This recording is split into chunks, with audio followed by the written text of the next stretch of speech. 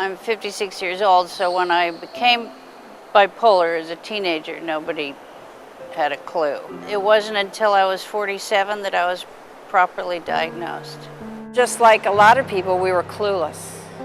Even though now we know there's, genetic depression, genetic mental illness in our family. It's nothing that anybody really paid attention to. So it's been a huge education, sobering. Jessie and Kalen, my nephew, are my heroes. I see what they go through. I'm not even aware of what you go through on a day-to-day basis. And, all the different meds you've tried and all the, the fact that she's still here is a great testament of her strength as a human being. So. I was in the habit of trashing relationships with my wildness and, selling a house and buying another one and exchanging cars like once a year and, all that manic stuff. And then, of course, after the mania goes, after you've been up for days and nights, then depression sets in.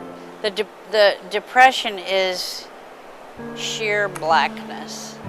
There is no out. There is no future. It's just blackness. You can't prevent yourself from getting manic. You can't prevent yourself from getting depressed. So, when it just becomes so painful that you have to do something about it, I think that's when you do. It has taken years to get to being as steady as I am now. When I called up Jessie and I said, are you willing to basically out yourself on a national television spot as living with bipolar illness? Are you willing to do that? And she said, without hesitation, she said yes. And then we both kind of felt this feeling of relief almost, that we'll be there in this huge crowd in the middle of Grand Central Station. She wore that all day long. I got to experience my own little stigma because I was walking around with this, and all of a sudden I thought, oh my God. I got scared.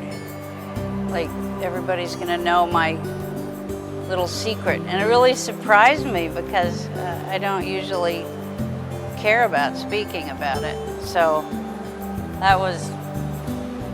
that's what stigma's all about.